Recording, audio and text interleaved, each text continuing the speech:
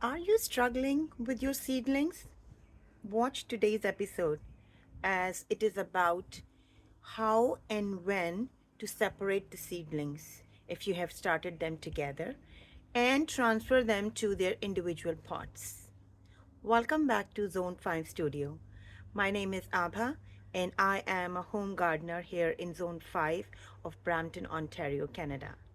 I love sharing my gardening experience and helpful tips to help you get success in your garden.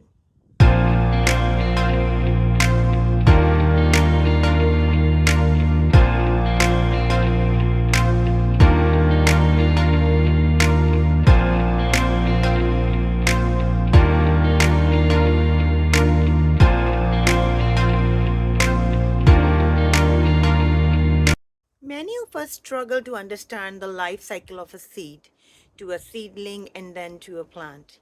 We often make mistakes in this process as to when to start seed, how to start the seeds, should we put the seedlings together in one pot or should we start them in separate cells or pots. It all depends on how much space and apt growing conditions you can provide them. If I talk about me, I do not have any greenhouse or any polytunnel. All I have are these three section stands, trolley stands, and this big sliding glass door through which they receive indirect bright light throughout the day indoors.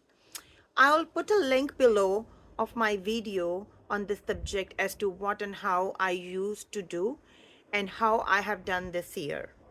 Do refer to those videos for the free hack of creating a mini greenhouse. So let's get into the video. So those who have seen my previous video, they know that this year I let my seedlings grow in bunches indoors for almost a month, and then I start to harden them off gradually. I shifted them under the mini greenhouse 2 weeks ago, and now they are strong enough to be separated as they were exposed to the outside temperatures. As you can see, some of them are too crowded in one pot, but in some there are only a few. And some are even very small. So the ones that have few in number, I will not disturb them, but the ones that are big enough and crowded, I will give them a new home. The very idea of keeping them under the greenhouse worked very well, as they are acclimatized to the outside temperature and also with the growing conditions. I had already prepared the transfer trays and pots earlier. They were properly soaked in the rainwater. I had fed the soil with lab as well. What I'm talking about, refer to my last video where I have given the overview about lab. So let's start the process. As I mentioned, I am not going to touch and disturb the ones that are few in number or just, one or two in numbers. I will leave them as is and let them grow in the same pot. But the ones that are big enough or more in number, I am going to separate them.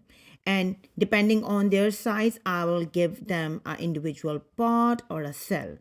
So let's get started with the process of separating them. It's a very entertaining process for me because I'm excited to see how they have grown, how is the root system have developed. As you know, all my pots and trays are ready, and all I am waiting for is to transfer them in their new home. So let's not waste time and start the process now.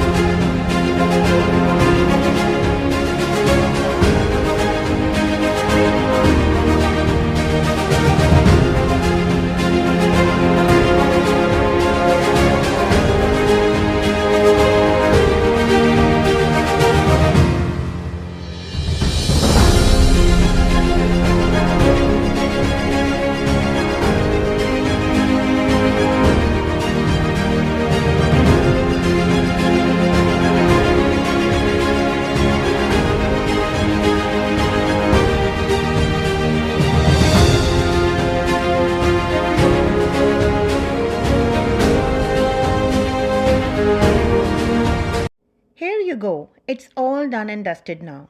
As I mentioned, I do have limited space.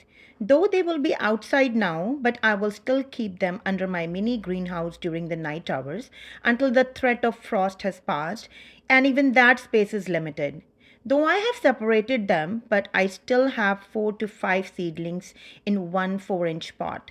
Some of the seedlings that are very tiny, I have used the tray or the small pots to give them individual cells. And the ones that are big, like tomatoes or squashes, I have given them individual pots. Though it is still cold for the summer crops, these squashes were started as an experiment. And to be honest, I was surprised to see them survive. But yes, it's now time to start the spring sowing as well for the summer crops, such as cucumbers, squashes, okra, beans, etc. But yes, you can start them indoors. Here in zone 5, the last frost date is still 1 week away, and I usually do not do the final transplant in the raised beds until 2 weeks after the anticipated frost date. So I will wait until May 3rd week to transfer them to their final homes. The transfer was done 2 days ago, and they have now survived 2 nights of gusty winds with -1 degree of night temperature outside under the greenhouse. The success rate of transfer, I would say, is 99%. They are doing very well. There is some leaf damage in few of them, otherwise, they are doing well. Now they need favorable growing temperatures, which they will definitely get. I am hoping so at least. So here you go, have a look. They are looking so nice. I am so happy to see them survive the cold nights. And to be honest, I was kind of regretting that I should have at least waited 2 more days before I would have done the transplant as the temperatures were warming up. But I wasn't aware. I didn't check the forecast and I end up doing so. But here you go, they are doing fine.